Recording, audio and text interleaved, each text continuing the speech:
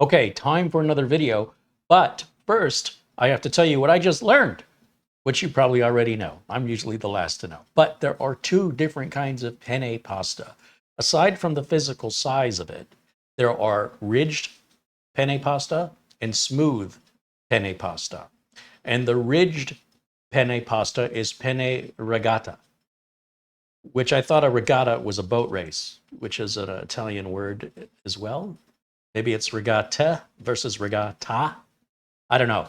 But I know that this pasta was smooth like macaroni, and the other penne pastas all have ridges, and the ridges help hold the sauce on. And I like the texture of the ridges. I didn't know penne was made without ridges, or the Italian word is lisce, L-I-S-C-E.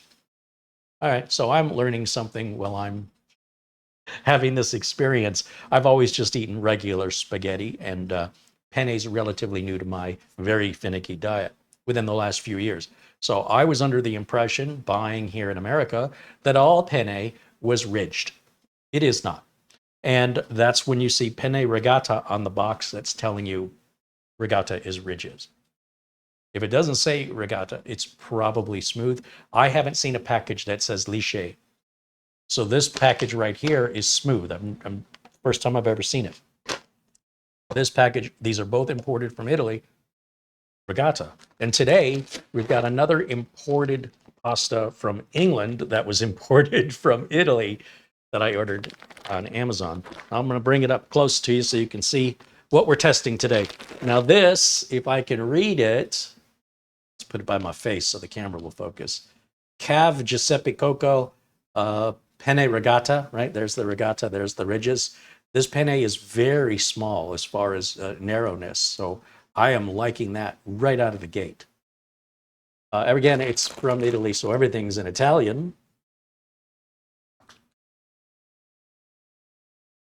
10 minutes for el dente, that's what I'm looking for.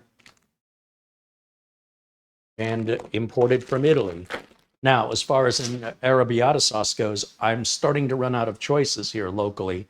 So in future videos, we'll probably move to spicy marinaras and other sauces just to keep moving forward. And also I'm running out of different pennes, so I might just go back to thin spaghetti, just to let you know what's coming up. We still have maybe 5 more jars, but this is DeLallo, and I was a little concerned about how watery it looks. It claims it's spicy Arrabbiata, and ingredients-wise, doesn't look too bad. Italian plum tomatoes, olive oil, carrots, onions, salt, crushed red peppers, garlic, parsley. I mean, that sounds like great ingredients. Most of these sauces you can find at your local market. Unless I've imported it specially, it's also available, typically found on Amazon and your Amazon Fresh Market.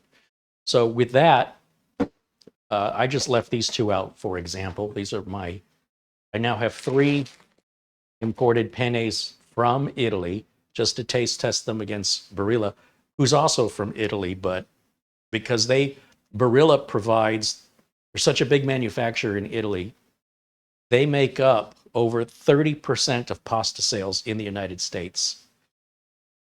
Crazy.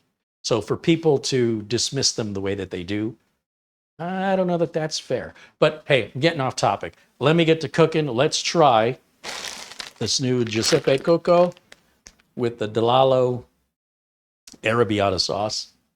Let's see how it ranks. As you can see, the pasta sauce here cooking is a bit thin, a little bit soupy. I don't know. Hopefully it won't affect the flavor. And checking in on our pasta, cooking as it should. Nothing sticking to the pan. Everything looks good here. Finally, here's what the dish looks like, all prepared. And I mean, it looks good. The watery sauce doesn't appear so watery once I guess the water drains to the bottom of the bowl. So now, and this plate is really hot. Here comes the truth of the matter. And I have to say, I'm very scared about this because it's so soupy, so watery. This sauce, when I see that, I just think it's not going to be good. I hope I'm wrong. At the very least, I hope it's spicy. The last couple just haven't been.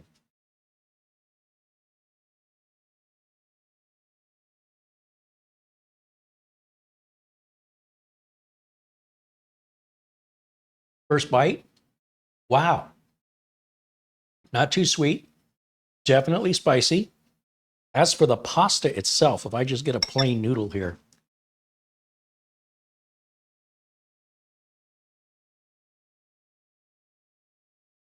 I'm not really tasting the difference between the real imported Italian pasta and the mass-produced stuff sold in the grocery store. Maybe that's my ignorance, but whatever it is, it's very subtle if there's a difference. I don't know that it's worth going out of your way other than to experiment and have the experience. But I'm very happy with the store-bought pastas in that regard. But this sauce is quite surprising. I'll get a few more bites of this here and see if I change my mind.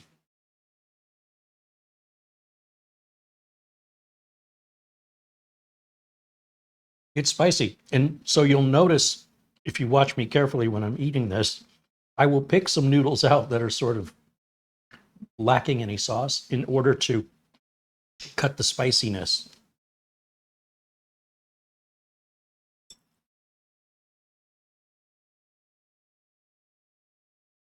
And I'll do that as many times as necessary until the burning sensation goes away.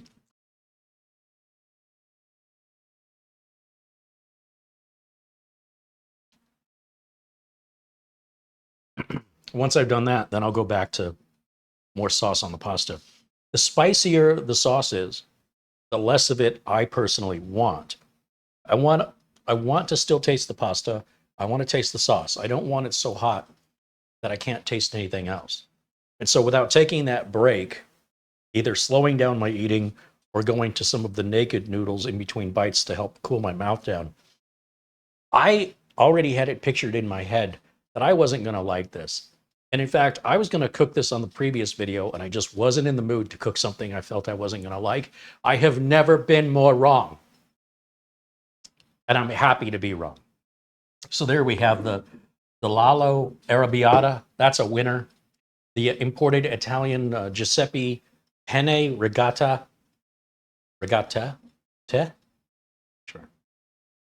It's good. Don't get me wrong. It's very, very small. The narrow. It's very narrow. It's almost more like a noodle. But when it cooks up, it's definitely at least twice the size. So I was also worried that was going to turn out more like macaroni, but it isn't. It's very good. Everything's a winner here. I like this. In fact, I'm going to eat it now. So see you next time.